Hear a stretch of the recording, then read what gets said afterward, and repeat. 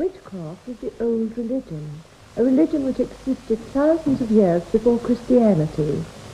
It is a fertility cult. We worship a great life source.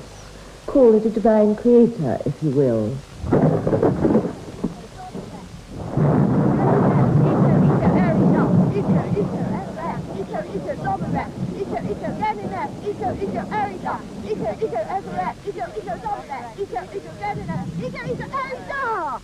Thou shalt not suffer a witch to live.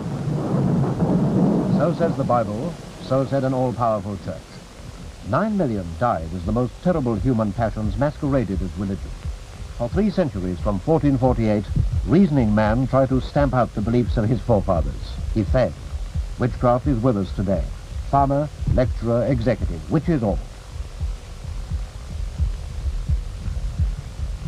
And Diana, Pembrokeshire farmwife. Modern science makes no difference to the practice of witchcraft. Witchcraft is a belief, an ancient belief, deep in the human mind. Nothing can destroy it. The simplest and the purest forms, in my experience, could be found in North Cardiganshire, particularly to a lesser extent in the south of the county, and fairly extensively over Carmarthenshire, and particularly in the north part of Pembrokeshire. You find it you find it as the traditional form, the old type of magic used in these areas extensively, and used sometimes for good, and sometimes you'd find the more evil aspect of it brought out. People don't know about it. It isn't very general, but we who live, or have lived, in these parts, we have found it and experienced a good deal of it. Now, it isn't excessively harmful, except in extreme cases, and oftentimes it is known to be used for good purposes. The evil eye, for instance, has been known to be used there, and I've actually seen this thing used, and I've seen its effects, for instance, on animals such as pigs and then cows. They can be bewitched by the power of the evil eye. It is a baleful glance thrown towards the object, which is generally an object of hate, and it causes, well, some misfortune, usually some kind of wasting illness. I've known of Welsh blacks in North Cardiganshire bewitched, and the owner, the farmer, finding them in the morning flat out on his field, he sends for the veterinary surgeon, and he can't do much about it. Well, now, the owner immediately comes to the conclusion that his cattle are bewitched, so he goes across the mountain to Llangerig, where there is a dyn hysbys, a consigliwr or conjurer, and he tells him his trouble, and this man, he can find out who is bewitching the animals, and he can also give a specific for the cure. And I've seen this work, this specific. He gives the farmer a piece of paper with an incantation in Latin written upon it, and the farmer takes it to the field and draws it across the cow's back from head to tail, that way, and then across the shoulders in the form of a cross. And quite shortly the animal will rise up again and go grazing quite naturally. But there is nothing natural about the evil eye, and there doesn't seem to be anything natural about the scope of Diana's powers. You could be very sick, you know. Your milk could turn sour. You'd pig the day in the cot. Anything could happen. How do you exercise this strange power you possess? Cast your eye. It's all thought is in the mind. An ordinary housewife going about her work from day to day, she may have the power, and an occasion may arise when she exercises it. If someone does something to her that she doesn't like, insults her or something of that kind, she will immediately exercise this power. And it could be the evil eye, That perhaps is the most common, and the incantation, the speaking of a curse against that person. And also there is another very interesting form of magic, the wax image. Now, that is known, it's a very secretive thing, but an image is made of the object of the person's aversion or hate, made usually of ordinary wax, in the hours of darkness when most decent people have gone to bed. The practitioner will carve this thing or mold this thing from ordinary wax, plasticine will do, as near as possible to the features and form of the object of his or her aversion. The theory is one of the sympathetic magic between witch and victim. The effigy is the link is strengthened when the victim is made aware of what could happen and believes in the power of the witch. Question: what is the nature of this power? I don't think any nature at all. You know you've got the power is within you. You've got a heart. It doesn't manifest itself. It doesn't sort of pop out through anywhere or anything. You just know you've got it. You can't sort of say, look, it's here, I've got it. It's not like that. This woman could not or would not define her powers. In front of Wales Today cameras, she was equally reticent about what she could accomplish by witchcraft. Well, you can be for bad, you can be for good. They think of witches dancing on the little pot, all 30 of them at a merry time. But it's not so. It isn't so, you know. It's a power within you. I mean, I can't explain any more than that. How can you say you've got a deal when you haven't got it? I mean, how can you say you've got it and you can't grasp it? Got it? Do you know what I mean? No. Well, it's a nice feeling to have. But and I can't explain it, it's no good. I can't even trust it. But I know I've got it when I've got it. The Reverend W.D. Williams, a lifelong student of witchcraft, is more explicit. He has first-hand experience of witchcraft in West Wales. It is more of the white magic, as we call it, in Pembrokeshire than the black magic. And in Pembrokeshire, both north and south, it takes the form of charming for various diseases, mainly skin diseases such as bog ringworm and erysipelas and various other small, trivial skin diseases.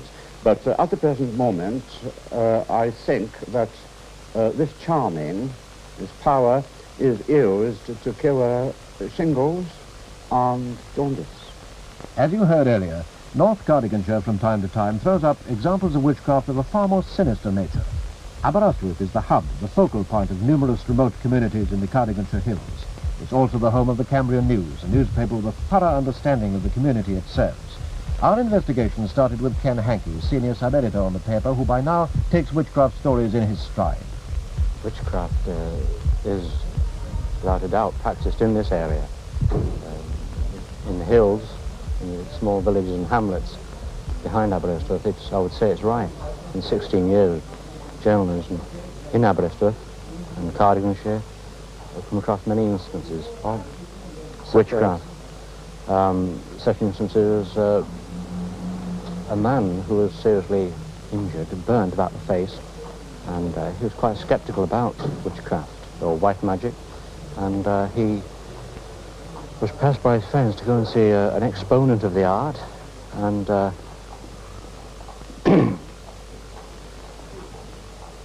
he eventually went to see this man, and returned to the hospital the next day, and the doctors were amazed at the recovery of his burns on his face. He had been told that he would be scarred for life, but when the doctors took the bandages off, there was not a scar on his face at all.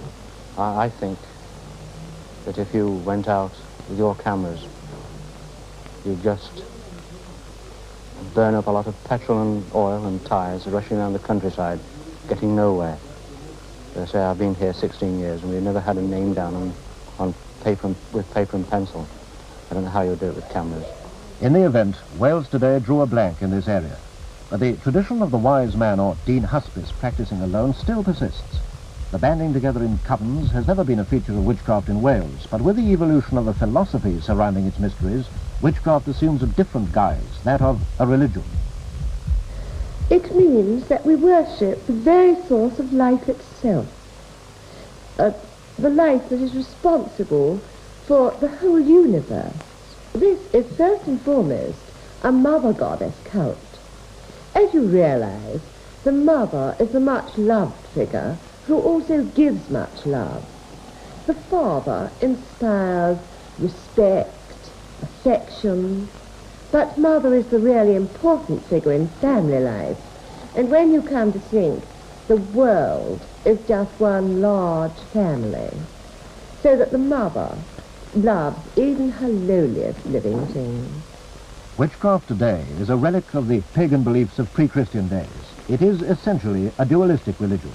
This dualism extends to an awareness of male and female, light and dark, harmony and discord, the passive and the creative, good and evil.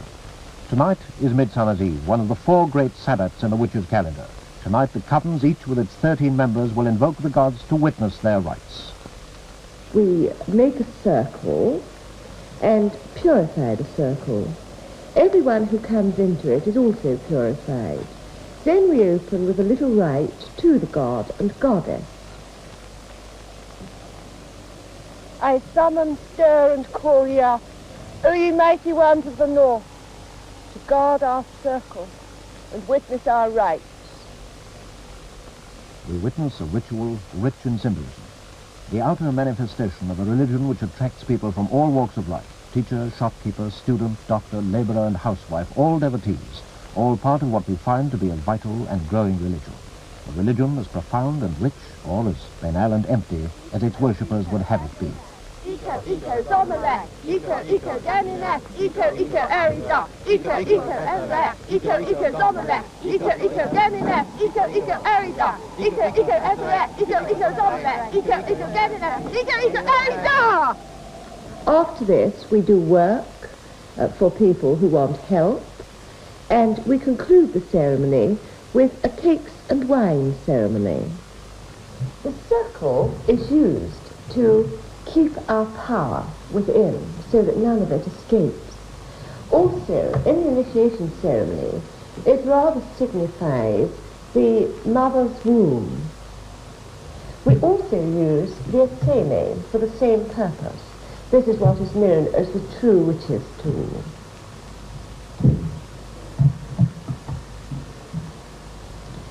The wand. I don't think in the old days that the wand was used like this, in this form. I think it was probably a hazel rod used for divining purposes, because as you realize, water was very important for the part it played in fertility. Now, of course, we only use this in certain rituals.